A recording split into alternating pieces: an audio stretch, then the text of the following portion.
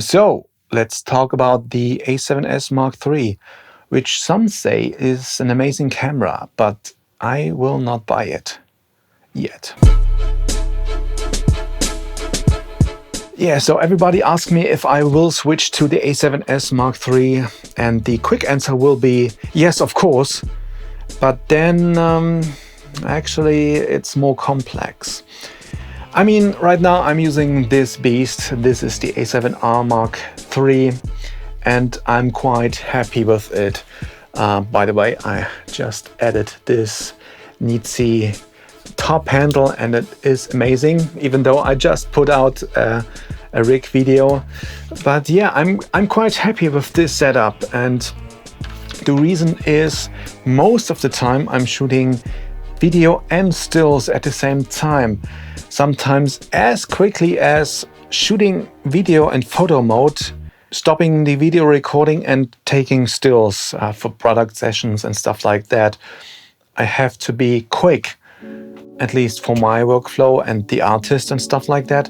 So, and for this reason alone, the A7R Mark III makes a little bit more sense because it takes a bit better photos. Higher resolution. I might get away with 12 megapixels. I did before, but then again, I'm quite happy with the high resolution stills, especially because those stills are not only for social media, they are also for printing and stuff like that. So 12 megapixels might be a bit tricky. But then again, before I also used two cameras at the same time, one for video, one for stills. In the A7S days, I had the A6300 for quite a bit. So yeah, this is the main reason why I will not go for an A7S Mark III right away. But then again, the 4K 120 or 100 frames per second and the 10-bit 422 and the dynamic range and stuff like that, and how clean this 4K looks, and the colors, especially skin tones and stuff like that, will be a good reason to go for the A7S at some point. But right now, I don't think it makes sense because I'm quite happy with the footage I'm getting out of this one, A7R Mark III. So I started with this camera here. This is the A7S, the original one. I got it in summer 2014. I ordered it actually from Hong Kong via Digital Rev because it was hard to get in Germany, and I needed one right away for a festival that we shoot, and I needed the low light performance out of this. And the new one will be even better. I mean, for the A7R Mark III, the low light is okay in 4K. So yeah, it is complex. Right now it doesn't really make sense to go for a new camera because the quality is still good. And also keep in mind there's something going on in the world out there. The human malware is still a big issue, and especially for all the festivals. We don't shoot there. Some projects got cancelled, and huge and big investments make no sense right now. On the other side, we thought about getting the FX9 at some point to replace our Sony A7SIII, which we use every now and then. But I think it actually makes more sense to go for the A7S Mark III instead. It's full frame. It has also quite good autofocus. I'm talking about the A7S Mark III here.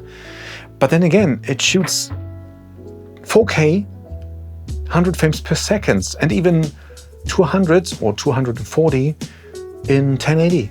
The FS7 can do that.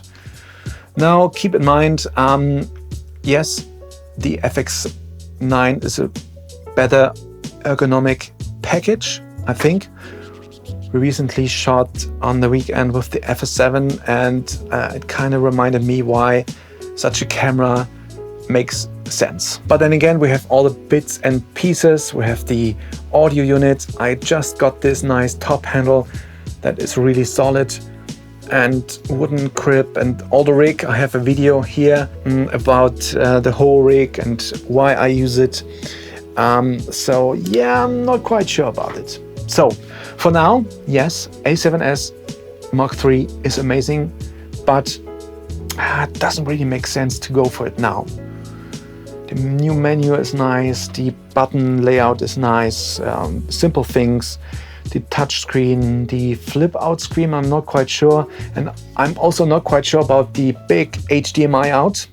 I mean, it's more solid, but then again, right now I'm quite happy with the smaller cable, with the cable clamp and stuff like that. The bigger one might actually get in the way for the whole rig and makes it a little bit more difficult, but we will see. So for now, I will stay away from it. I will rent it and see how the quality actually outperforms this rig here, and if it's really that good to have 10-bit for my workflow, for my stuff, for my needs, for my clients. But yeah, keep in mind, if you have a camera that shoots nice 4K, you might not have to switch or upgrade. Rather use that money and go for lights or sound equipment. So yeah, I mean, it is amazing and everybody waited for it, and it basically changed everything that people complained about. But yeah. Anyways, but it is definitely better in terms of video work than the Canon R5. What happened there? I mean, the R5 is amazing for photos, but might be a tricky camera for video work. Anyways, let me know in the comments what you think.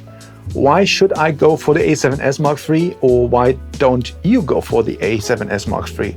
Or maybe I'm all wrong altogether.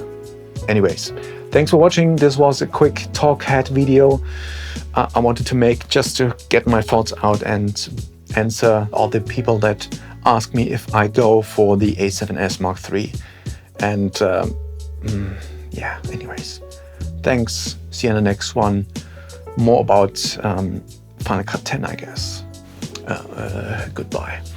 Oh, I have to do the thumbnail.